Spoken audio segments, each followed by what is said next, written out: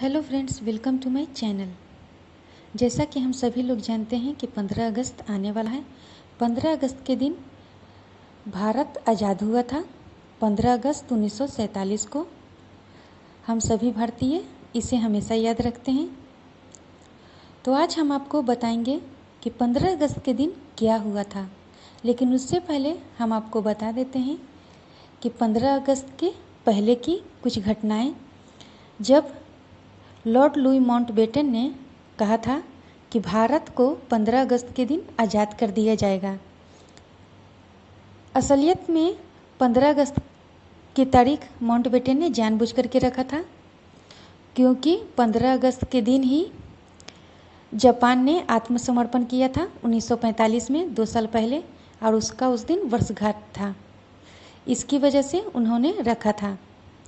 लेकिन सवाल ये था कि 15 अगस्त को आज़ाद हो कौन रहा है, भारत या 565 रियासतें। जो भारत में 565 अलग अलग रजवाड़े थे, छोटे बड़े सभी मिलाकर। ये सवाल इसलिए उठ रहा था क्योंकि माउंटबेटन ने जो प्रस्ताव आज़ादी के लिए जवाहरलाल नेहरू के सामने रखा था, उसमें यह प्रावधान था कि भारत के जितने भी रजवाड़े हैं या तो हिंदुस्तान में मिले या फिर पाकिस्तान में, या फिर वो अपना आज़ाद मुल्क भी, आज़ाद देश भी बना सकते हैं। इसी वजह से यह सवाल था। तो 562 रियासतें अपनी मर्जी से भारत में मिलने के लिए तैयार हो गए थे, या फिर यूँ कहें कि सरदार वल्लभ भाई पटेल और बीपी मीनन ने उनसे हस्ताक्षर करवा लिया था। लेकिन कुछ रियासतें अभी भी बाकी थीं, जैसे हैदराबाद, जूनागढ़, कश्मीर और भोपाल। उन हैदराबाद, जूनागढ़ और कश्मीर पर भारतीय सेना के द्वारा कब्जा कर लिया गया था और उन्हें भारत में मिला लिया गया था, और भोपाल खुद ही बाद में मिल गया था। तो ये था भारत की आज़ादी के पहले की घटना, जो भारत को एक सूत्र में बांधा गया था। 565 रियासतें नहीं थी, बल्कि हमारा एक भारत था। तो फ्रेंड्स, अब हम आपको बताने जा रहे हैं कि 15 अगस्त के दिन क्या हुआ था। जब 14 अगस्त के दिन 1947 की शाम को लॉर्ड माउंटबेटन कराची से दिल्ली लौट रहे थे, तब वो अपने हवाई जहाज़ से वो साफ साफ देख रहे थे कि आसमान की तरफ काले धुएं उठ रहे हैं। इस धुएं ने नेहरू के राजनीतिक जीवन की सबसे बड़े क्षण को, चमक को काफ़ी हद तक धुंधला कर दिया था। 14 अगस्त की शाम जैसे ही सूर्य डूब गया था, तो 2 सन्यासी एक कार पे बैठ के जवाहरलाल नेहरू के 17 यॉर्क रोड स्थित घर के सामने रुके थे, और उनके हाथों में सिल्क का पीताम्बर था, जिसे पहना जाता है पूजा करने के समय। वो था तौंजी नदी का पवित्र जल था। अभिभूत और मद्रास के नटराज मंदिर में सुबह चढ़ाया हुआ उबला हुआ चावल भी था।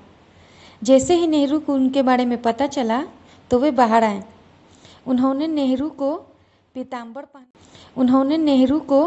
पीताम्बर पहनाया, उन पर पवित्र जल भी छिड़का और उनके माथे पर पवित्र विभूत भी लगाया। इस तरह से सारी रस्में निभाई गईं।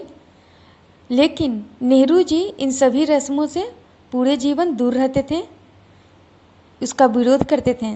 लेकिन उस दिन ये सभी चीज़ मुस्कुराते हुए उन सन्यासियों के द्वारा करवा रहे थे। उन्हें कोई विरोध करने का मन नहीं था और उन्होंने किया भी नहीं, सब कुछ मुस्कुराते हुए किए। थोड़ी ही देर के बाद उन्होंने माथे पर से विभूत धोकर वो खाने के मेज पर चले गए, जहाँ फिरोज गांधी और इंदिरा गांधी भी थीं। बगल के कमरे से फ़ोन की घंटी बजती है और ट्रंक कॉल का जो लाइन है वो इतना ख़राब रहता है कि उन्हें कुछ भी सुनाई नहीं दे रहा था, वो कुछ भी सुन नहीं पा रहे थे। और वो कहें कि हमने दोबारा जो भी अब बोले वो बताइए।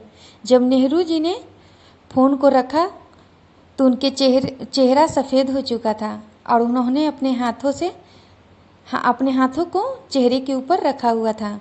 उन्होंने अपना चेहरा जब हाथों से ढक लिया था, जब उन्होंने अपना चेहरे पर से हाथ को हटाया तो उनकी आंखों में आंसू भरा हुआ था।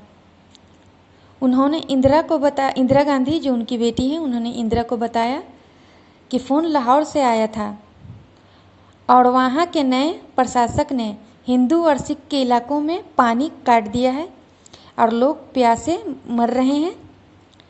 जो औरतें और बच्चे पानी की तलाश में बाहर निकल रहे हैं, उन्हें चुन चुन कर मार दिया जा रहा है। लोग तलवार लेकर रेलवे स्टेशनों पर घूम रहे हैं ताकि वहां से भागने वाले हिंदुओं और सिखों को मार दिया जा सके। फ़ोन करने वालों ने नेहरू को बताया कि लाहौर की गलियों में आग लगी हुई है। जो हमने शुरू में आपको बताया था कि माउंटबेटन मध्य पंजाब में वो देख रहे थे कि धुआं ऊपर उठ रहा है। वो आक्रमणकारी जो हिंदू और सिखों पर आक्रमण कर रहे थे, उन्होंने आग लगाया था। और नेहरू ने लगभग फुसफुसाते हुए कहा कि मैं आज कैसे देश को संबोधित कर पाऊंगा, मैं कैसे बता पाऊंगा कि देश की आज़ादी पर मैं कितना खुश हूँ। मुझे पता है कि मेरे खूबसूरत लाहौर में जल रहा है। इंदिरा गांधी ने अपने पिता को दिलासा देते हुए कहा कि आज आप सिर्फ अपने भाषण पर ध्यान दीजिए, जो आपको आज रात को देश के सामने बोलना है। लेकिन नेहरू का मूड खराब हो चुका था। तो फ्रेंड्स, ये था ब्रीफली छोटा सा एक जानकारी जो भारत के आज़ादी के दिन हुआ था। और भी बहुत सारे किस्से हैं और कहानियाँ हैं जो जब माउंटबेटन ने भारत को आज़ाद करने के लिए कहा था, उसके बाद बहुत सारी घटनाएं घटी थी। तो वो हम आपको फिर कभी बताएंगे। तो फ्रेंड्स, आप हमें कमेंट करके बताइए कि आपको ये हमारा वीडियो कैसा लगा। अपने फ्रेंड्स में भी इस वीडियो को शेयर कीजिए, मेरे वीडियो को लाइक कीजिए और वीडियो देखने के लिए आपका थैंक्स।